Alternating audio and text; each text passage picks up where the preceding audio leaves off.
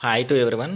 ఈరోజు మన వీడియోలో 9th class English new syllabus beehive text బుక్లో ఉన్న 9th యూనిట్ అయినటువంటి ఇఫ్ ఐ వర్ యూ ఈ యూనిట్లో ఉన్న టెక్స్టువల్ వొకాబులరీ అట్లాగే టెక్స్టువల్ గ్రామర్ వాటి గురించి మనం ఈరోజు వీడియోలో డిస్కస్ చేసుకుందాం. ముందుగా థింకింగ్ అబౌట్ లాంగ్వేజ్ ఒకసారి చూస్తే రోమ్ నెంబర్ 1లో consult your dictionary and choose the correct word from the pairs given in brackets. Dictionary చూసి ప్రతి సెంటెన్స్లో కూడా 2 వర్డ్స్ ఇవ్వడం జరిగింది. అవి ప్రొనౌన్సియేషన్ పలకటం దగ్గర దగ్గర ఒకేలా ఉంటుంది, స్పెల్లింగ్ కూడా ఇంచుమించుగా ఒకేలా ఉంటుంది, కానీ మీనింగ్ వేరనమాట. సో ఆ 2 వర్డ్లో ఇక్కడ సూటబుల్ వర్డ్ ఈ సెంటెన్స్లో ఆ వర్డ్ ఏ మీనింగ్ అయితే కన్సర్న్ వర్డ్ ఇండికేట్ చేస్తుందో ఆ వర్డ్ని ఐడెంటిఫై చేయండి అని చెప్పేసి అంటున్నారు. ఫర్ ఎగ్జాంపుల్ ఫస్ట్ వన్ చూస్తే the dash of the accident vs ghastly ghostly. ఇక్కడ 2 వర్డ్స్ ఇవ్వడం జరిగింది. దీనిలో సైట్ సైట్ 2 పలకటానికి ఒకేలా ఉన్నాయి, కానీ ఒక ప్రమాదం జరిగినటువంటి ప్రదేశము SIT the site of the accident వర్స్ ఆన్సర్ వచ్చేసరికి మనకి గ్యాస్ట్లీ. గ్యాస్ట్లీ అంటే బాగా భయంకరంగా ఉండటం అనమాట. అంటే రక్తం చిందటము అలా భయంకరంగా ఉంటే దాన్ని గ్యాస్ట్లీ అని చెప్పేసి అంటాము. అదే గోస్ట్లీ అంటే ఆత్మ సంబంధమైనటువంటి దయ్యాలతో కూడినటువంటి వాటిని మనం గోస్ట్లీ అని చెప్పేసి అంటాము. సో ఫస్ట్ దాని ఆన్సర్ వచ్చేసరికి site ghastly. Next second one వచ్చేసరికి hour college dash is very strict. మా కాలేజ్ ప్రిన్సిపల్ 2 ఉన్నాయి, 2 పలకటానికి ఒకేలా ఉన్నాయి, కానీ ఫస్ట్ ప్రిన్సిపల్ పిఎల్ఈ, తర్వాత వచ్చేసరికి పిఏఎల్. ఒక కాలేజ్ యొక్క హెడ్ ఆఫ్ ద ఇన్స్టిట్యూషన్ వచ్చేసరికి మనం ప్రిన్సిపల్ అని చెప్పేసి అంటాము, చివర పిఏఎల్ ఉంటుంది. మరి పిఎల్ఈ ప్రిన్సిపల్ అంటే సూత్రము అని అర్థము. మ్యాథ్స్లోను పిఎస్లోను మనకి ప్రిన్సిపల్స్ అనే వర్డ్ వస్తుంది అనమాట. అది వచ్చేసరికి స్పెల్లింగ్ వచ్చేసరికి చివరి పిఎల్ఈ ఉంటుంది. కాలేజ్ యొక్క హెడ్ ఆఫ్ ద ఇన్స్టిట్యూషన్ మనం ప్రిన్సిపల్ అని చెప్పేసి అంటాము. నెక్స్ట్ థర్డ్ వన్ వచ్చేసరికి I studied dash for 8 hours. ఆపకుండా 8 గంటల నుంచి నేను చదువుతానే ఉన్నాను. దాన్ని మనం కంటిన్యూయస్లీ అని చెప్పేసి అంటాం. కంటిన్యూయల్లీ అనకూడదు, కంటిన్యూయస్లీ. సో ఇది ఇక్కడ మనకి సూటబుల్ వర్డ్. నెక్స్ట్ తర్వాత వచ్చేసరికి the fog had an adverse. Adverse అంటే ప్రతికూల, ఎఫెక్టివ్ ఆన్ ద ట్రాఫిక్. ఉదయం పూట ప్రయాణం చేసేటప్పుడు పొగమంచు వస్తూ ఉన్నప్పుడు అది ట్రాఫిక్ మీద ప్రతికూల ప్రభావాన్ని చూపిస్తూ ఉంటుంది. ఇక్కడ దీంట్లో ఫస్ట్ వన్ వచ్చేసరికి ఏఎఫ్ఎఫ్ఈసిటీ ఎఫెక్ట్ అంటే ప్రభావం చూపడము. రెండోది ఈఎఫ్ఎఫ్ఈసిటీ ఈ ఎఫెక్ట్ అంటేనేమో మనకు వచ్చేసరికి యూటిలిటీ అనమాట, ప్రయోజనము. సో దానిలో మనకి కరెక్ట్ ఆన్సర్ వచ్చేసరికి ఈఎఫ్ఎఫ్ఈసిటీ ఎఫెక్ట్. నెక్స్ట్ తర్వాత సీజన్ the famous French painter was a brilliant ఆర్టిస్టీ.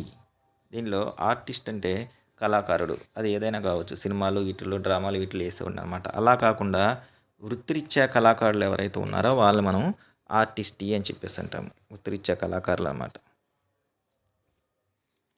So correct answer వచ్చేసరికి A R T A S T.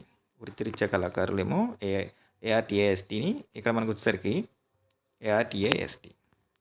The book that you gave me yesterday. నిన్న సాయంత్రం నాకు ఇచ్చినటువంటి పుస్తకము ఈజ్ అన్ ఎక్స్ట్రాడినరీ. ఇక్కడ బ్రాకెట్లో 2 వర్డ్స్ ఉన్నాయి. ఫస్ట్ వర్డ్ వచ్చేసరికి మనకి కొలాజ్, సెకండ్ వర్డ్ వచ్చేసరికి college of science fiction mystery. Fiction అంటే కల్పితము, మిస్టరీ అంటే రహస్యాలు. సో ఆ ఇచ్చినటువంటి పుస్తకం ఏదైతే ఉందో దీనిలో కాలేజ్ అంటే తెలుసు మనకి, COLLEGE, కాలేజ్ అంటే కళాశాల. అలా కాకుండా COLLAGE కొలాజ్ అంటేనేమో కొన్ని ఫోటోలు నెక్స్ట్ అట్లాంటివన్నిటిని కలిపి ఒక కార్డు మీద అంటించి లేకపోతే ఒక ఆర్టికల్లా తయారు చేస్తే దాన్ని కాలేజ్ అని చెప్పేసి అంటాము. ఈ కొలాజ్ COLLAGE. ఇప్పుడు ఆ ఇచ్చినటువంటి పుస్తకం మొత్తము సైన్స్ ఫిక్షన్ మిస్టరీలతో పూర్తిగా నిండిపోయింది, అద్భుతంగా ఉందన్నమాట. సో ఇక్కడ సూటబుల్ ఆన్సర్ వచ్చేసరికి కొలాజ్ COLLAGE.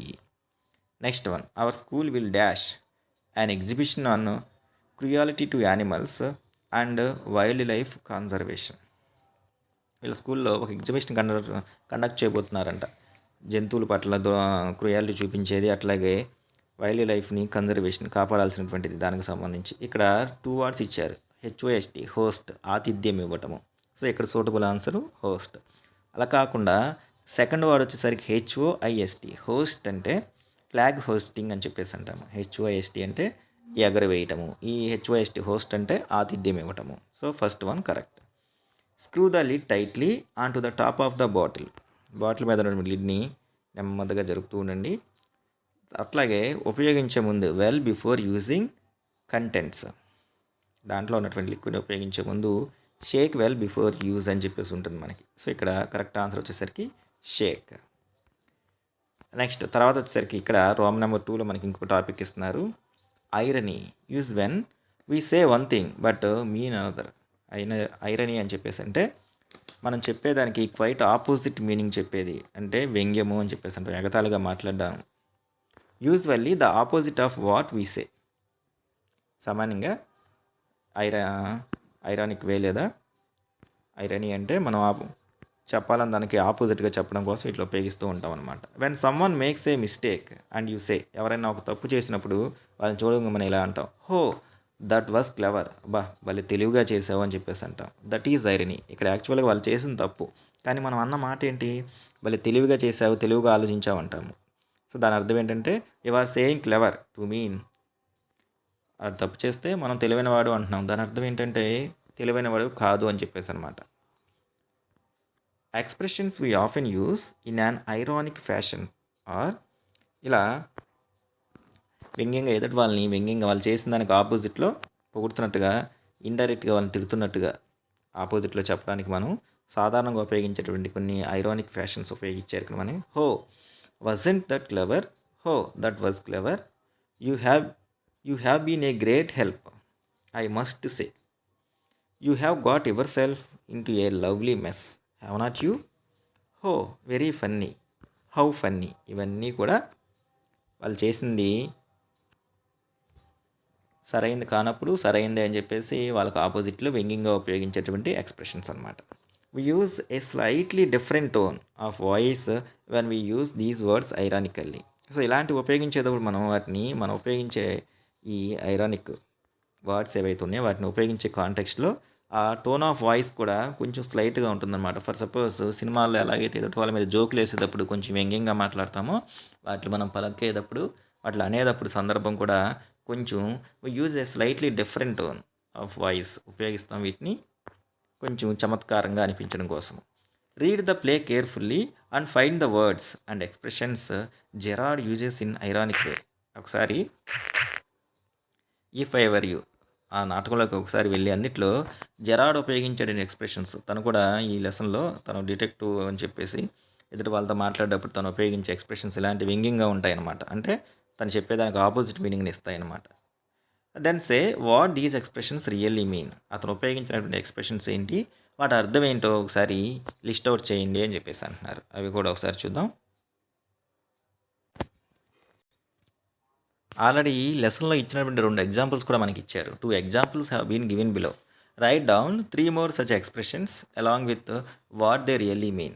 ఇలాంటి ఇంకొక 3 ఎక్స్ప్రెషన్స్ రాయండి అంటున్నారు. First one, what the author says. So రచయిత అనేవి. Why this is a surprise mister అనుకుంటా పెడతాను.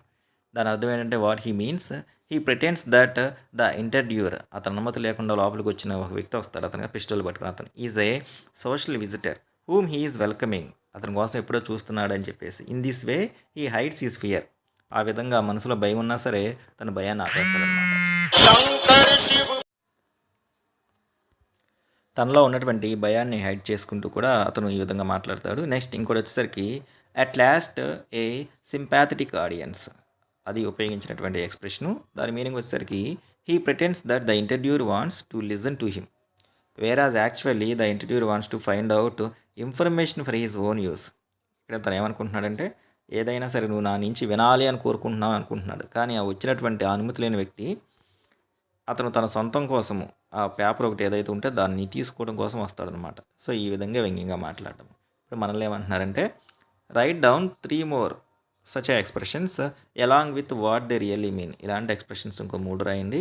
అసలు నిజంగా ఉపయోగించినటువంటి ఎక్స్ప్రెషన్ ఏ మీనింగ్ తెలియజేస్తుందో అది ఇక్కడ రాయండి అని చెప్పేసి అంటున్నారు. అవి చూద్దాం. లెసన్లో రచయిత ఉపయోగించినటువంటి what the other says what he means దాని అర్థము. ఫస్ట్ వన్ వచ్చేసరికి you have been so modest అంటే గర్వం లేకుండా నిగరుగా ఉన్నది అనే సందర్భంలో ఉపయోగించింది. దీని అర్థం ఏంటంటే Gerard says this is to express how immodest that interviewer has been by not talking about himself if at all. So వచ్చిన దగ్గర నుంచి కూడా తలుపు ఓపెన్ చేసిన దగ్గర నుంచి కూడా జెరార్డ్ తనంతట తానే మాట్లాడుతూ ఉంటాడు, కానీ ఆ లోపలికి వచ్చినటువంటి ఇంటర్వ్యూర్ ఎవరైతే ఉన్నారో అతను మాత్రం ఒక్క మాట కూడా మాట్లాడనమాట. సో నీవు ఎంత నిగర్రివో నీ గురించి నువ్వు చెప్పుకోకుండా ఎలా ఉన్నావు అని చెప్పేసి ఈ కాంటెస్ట్లో వ్యంగ్యంగా మాట్లాడింది. Next, at last a sympathetic audience. Gerard says this sarcastically అంటే వ్యంగ్యంగా as the interviewer is asking about Gerard while holding a gun. వ్యంగ్యంగా తన చేతిలో గన్ను పెట్టుకొని తను మాట్లాడుతున్నటువంటి సందర్భం. Next, you won't kill me for a very good reason. ఇది ఆదర్ ఉపయోగించినటువంటి ఎక్స్ప్రెషన్. అంటే అసలు ఒక సరైనటువంటి నిర్ణయం లేకుండా నువ్వు నన్ను చంపలేవు అని చెప్పేసి. దాని అర్థం ఏంటంటే Gerard says this as if he has some very good reason to be spared by the interviewer. He says this is so as to create a doubt in the interviewer about killing him. అంటే తనని చంపడానికి ఒక సరైనటువంటి కారణం ఏమీ లేకుండా next ఆ లోపలికి వచ్చిన స్ట్రేంజ్ పర్సన్కి తనలో ఒక డౌట్ క్రియేట్ చేయటం అనమాట. ఈ says this is so as to create a doubt in the interviewer about killing him. అంటే అసలుని సరైన రీజన్కి తను చంపుతున్నానా లేదా అని చెప్పేసి అతనిలో ఒక డౌట్ క్రియేట్ చేయడం కోసం ఉపయోగించిన ఎక్స్ప్రెషన్. ఈ విధంగా లెసన్లో ఇంకా ఉన్నటువంటి రిమైనింగ్ 3ని కూడా మనం ఇలా రాయొచ్చు. నెక్స్ట్ వన్ తర్వాత వచ్చేసరికి dictionary use. A word can mean different things in different context. ఒక పదాన్ని రకరకాల సందర్భాల్లో రకరకాల అర్థాన్ని తెలియజేసే విధంగా ఉపయోగించవచ్చు. Look at these 3 sentences. కింద ఒక 3 వాక్యాలు ఇచ్చారు మనకి. The students are taught to respect different cultures. Culture అనే వర్డ్ ఒకటి గుర్తుపెట్టుకోవాలి. విద్యార్థులకి బోధించడం జరిగింది. రెస్పెక్ట్ గౌరవించమని, డిఫరెంట్ రకరకాలైనటువంటి కల్చర్స్ ఆచార వ్యవహారాలు. The school is organising a cultural show. ఇక్కడ కూడా కల్చర్ అనే మాట ఉపయోగించబడింది. ఆ స్కూల్లో ఒక కల్చరల్ షో వాళ్ళు నిర్వహించబోతున్నారు. His voice is cultured. ఇక్కడ కూడా కల్చర్ అనే వర్డ్ ఉపయోగించబడింది. అతను మాట్లాడుతున్నప్పుడు అతని వాయిస్ గమనిస్తే చాలా మెచ్యూర్డ్గా కల్చర్గా ఉంది అని చెప్పేసి. ఇప్పుడు మనకి ఈ 3 సందర్భాల్లో ఉపయోగించినటువంటి కల్చర్ అనే వర్డ్ గురించి కింద ఎక్స్ప్లెనేషన్ ఇస్తున్నారు, ఒకసారి చూద్దాం. ఇన్ ద ఫస్ట్ సెంటెన్స్, మొదటి సెంటెన్స్లో మనకి కల్చర్ అనే వర్డ్ ఉపయోగించబడింది. ఇక్కడ కల్చర్ అనేది noun, means way of life, ఒక జీవన విధానము అని అర్థం. అంటే అందరి యొక్క కల్చరల్ వే ఆఫ్ లైఫ్. ఒక మాటలో చెప్పండి, ఒక్కో ప్రాంతంలో ఒక రకమైనటువంటి కల్చరల్ హ్యాబిట్స్ ఉంటాయన్నమాట. వాటిలన్నింటినీ కూడా రెస్పెక్ట్ చేయండి అని అర్థం. సెకండ్ దాంట్లో వచ్చేసరికి ఇక్కడ ఉపయోగించబడిన కల్చరల్ షోలో కల్చర్ అనేది అడ్జెక్టివ్, విశేషణంగా ఉపయోగించడం జరిగింది. మీన్స్ వాళ్ళు ఏం చేస్తున్నారంటే కనెక్టెడ్ విత్ ఆర్ట్, కళలు, లిటరేచర్, సాహిత్యము, మ్యూజిక్, సంగీతానికి సంబంధించి ఒక కల్చరల్ షో ఆర్గనైజ్ చేయబోతున్నారు. అట్లాగే whereas when it comes to third one, మూడో దాంట్లో వచ్చేసరికి థర్డ్ వన్ కల్చర్డ్, అతని వాయిస్ కల్చర్డ్. ఇక్కడ ఇది వెర్బ్ అంటే క్రియాపదం. మీన్స్ సొఫిస్టికేటెడ్, వెల్ మేనర్డ్, ఎక్కడ ఎలా మాట్లాడాలో చక్కగా అర్థవంతంగా పద్ధతిగా మాట్లాడడం అనమాట. Usually a dictionary helps you identify the right meaning by giving you signpost. So ఇక్కడ ఒక కల్చర్ అనే మాటకి మనం 3 కాంటెక్స్ట్లో 3 మీనింగ్ చూసాము. అట్లా ఒక పదానికి సరైనటువంటి మీనింగ్ మనకు తెలియాలి అంటే సింబల్స్ అట్లాగే ఎలాబొరేషన్ మీనింగ్తో మనం డిక్షనరీ చూడొచ్చు. Look at the dictionary entry on culture from Oxford advanced learners dictionary. ఇక్కడ కల్చర్ అనే వాడికి ఆక్స్ఫర్డ్ అడ్వాన్స్డ్ లెర్నర్స్ డిక్షనరీలో ఉన్నటువంటి మీనింగ్ మనకి ఇచ్చారు. చూస్తే దాంట్లో కల్చరల్ ఫనెటిక్ ట్రాన్స్క్రిప్షన్ ఉంది. పార్ట్స్ ఆఫ్ స్పీచ్ వచ్చేసరికి ఏడీజే అంటే అడ్జెక్టివ్, యూజువల్లీ బిఫోర్ నౌన్, సాధారణంగా నౌన్కు ముందు ఉపయోగించబడుతుంది. తర్వాత దాని యొక్క మీనింగు, నెక్స్ట్ అట్లాగే యాడ్వర్బ్, శాంపుల్ సెంటెన్స్ అన్నీ ఇవ్వడం జరిగింది. తర్వాత కింద కల్చర్ అనేవాడు ఇచ్చారు. కల్చర్ అనేవాడు వచ్చేసరికి నౌను, వెర్బ్. నౌన్గా దాని యొక్క మీనింగ్ వచ్చేసరికి వే ఆఫ్ లైఫ్, వెర్బ్గా ఇచ్చారు మనకి నౌన్ అన్కౌంటబుల్. తర్వాత cultured north American English word, adjective, synonym కూడా ఇచ్చారు, కల్టివేటెడ్ అని చెప్పేసి. ఈ విధంగా ఒక కల్చర్ అనే వాడికి మనకి కల్చరల్ అంటే నౌన్ గాను, వెర్బ్ గాను, యాడ్జెక్టివ్ గాను, ఆ వర్డ్ యొక్క మీనింగు, నెక్స్ట్ ఆ వాడుకున్నటువంటి సినోనియమ్స్, ఫనెటిక్ ట్రాన్స్క్రిప్షను, నెక్స్ట్ ఆ వర్డ్ ఉపయోగించుకుని శాంపుల్ సెంటెన్స్, ఇవన్నీ కూడా మనకి ఒక డిక్షనరీ ఎంట్రీలో మనం ఫైండ్ అవుట్ చేయొచ్చు.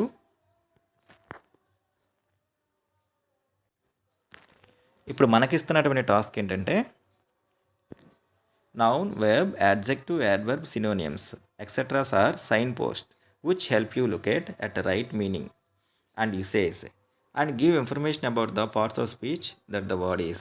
ఒక డిక్షనరీలో ఒక వర్డ్ చూసేటప్పుడు దానికి సంబంధించి నౌనా, వెర్బ, యాడ్జెక్టివ్, యాడ్వర్బస్, దానికి ఉన్నటువంటి సినోనియమ్స్ అవన్నీ కూడా సైన్ పోస్ట్తో అంటే సింబల్స్తో మనకి లొకేట్ అవ్వడం జరుగుతుంది. అవి మనకి సహాయం చేస్తాయి ఆ వర్డ్ యొక్క కరెక్ట్ మీనింగ్ ఏంటి, దాన్ని ఏ విధంగా రైట్ యూసేజ్ ఎలా ఉపయోగించవచ్చు, దానికి సంబంధించిన ఇన్ఫర్మేషన్ మొత్తము, పార్ట్స్ ఆఫ్ స్పీచ్ ఇవన్నీ కూడా. Look up the dictionary entries for the words. అట్లాగే ఇక్కడ మనకి కొన్ని వర్డ్స్ ఇస్తున్నారు. ఆ వర్డ్స్ డిక్షనరీ ఎంట్రీస్లో ఒకసారి సెర్చ్ చేసి వర్డ్స్ చెప్తున్నారు మనకి. Sympathy, familiarity, comfort, care and surprise.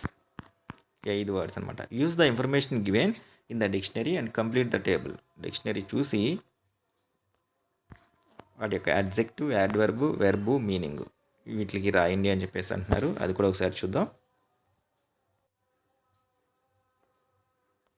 First word sympathy అనే నౌన్ వర్డ్ తీసుకుంటే సింపతి అనే వాడికి అడ్జెక్టివ్ వచ్చేసరికి డిక్షనరీ ఎంట్రీలో సింపాథటిక్, యాడ్వర్బ్ వచ్చేసరికి సింపాథటికల్లీ, వెర్బ్ సింపథైజ్, మీనింగ్ వచ్చేసరికి to feel pity for someone, ఎదుటి వాళ్ళు ఎవరైనా బాధల్లో ఉంటే వాళ్ళని చూసి జాలి పడటం. నెక్స్ట్ ఫెమిలియారిటీ నౌన్, అడ్జెక్టివ్ విశేషణం వచ్చేసరికి ఫెమిలియర్, యాడ్వర్బ్ వచ్చేసరికి ఎల్వై ఫెమిలియర్లీ, నెక్స్ట్ వెర్బ్ వచ్చేసరికి ఫెమిలియరైజ్, మీనింగ్ వచ్చేసరికి to know someone or something, ఎవరన్నా ఏదన్నా ఒక విషయం గురించి తెలుసుకోవటము. నెక్స్ట్ వన్ కంఫర్ట్, అడ్జెక్టివ్ వచ్చేసరికి కంఫర్టబుల్, యాడ్వర్బ్ వచ్చేసరికి comfortably, verb comfort, to make someone feel or relaxed, సౌకర్యవంతంగా ఉండటము ఆర్ విశ్రాంతి తీసుకోవటము. నెక్స్ట్ తర్వాత వచ్చేసరికి నౌన్ కేర్, దానికి ఉన్నటువంటి adjective caring, adverb carefully, verb care, meaning to be concerned about someone, ఎవరి పట్లన్నా కేర్ తీసుకోవడం, జాగ్రత్త తీసుకోవడం, మీనింగ్. సర్ప్రైజ్ నౌన్ ఫామ్ అది, అడ్జెక్టివ్ ఫామ్ వచ్చేసరికి surprising, adverb surprisingly, verb surprise, meaning వచ్చేసరికి టు అమేజ్ సమ్ వన్, ఎవరైనా ఎదుటి వాళ్ళని సర్ప్రైజ్ ఆశ్చర్యానికి గురయ్యేలాగా చేయటము. ఈ విధంగా ఇక్కడ ఇచ్చినటువంటి words sympathy, familiarity, comfort, care, surprise వీటికి adjective form, adverb forms, verb forms, meaning ఇవన్నీ కూడా మనం డిక్షనరీ చూసి సెర్చ్ చేసి టేబుల్ని ఫిల్ చేయొచ్చు. ఇది మనకి 9th క్లాస్ ఇంగ్లీష్ చివరి యూనిట్, 9th యూనిట్ అయినటువంటి ఇఫ్ ఐ వర్ యూ, ఆ యూనిట్లో ఉన్నటువంటి టెక్స్టువల్ వొకాబులరీ, టెక్స్టువల్ గ్రామర్ వాటికి సంబంధించిన వివరణ. ఐ హోప్ మీ అందరికీ కూడా అర్థమై ఉంటుంది అనుకుంటున్నా. ఛానల్ కనుక ఎవరైనా మొదటిసారి చూస్తూ ఉంటే ఛానల్ని సబ్స్క్రైబ్ చేసుకోండి. అట్లాగే వీడియో నచ్చితే లైక్ చేయండి, మీ ఫ్రెండ్స్కి షేర్ చేయండి. ఇంకొక మంచి వీడియోలో ఇంకొక మంచి టాపిక్తో మళ్ళీ కలుద్దాం. అప్పటి వరకు take care, have a good day.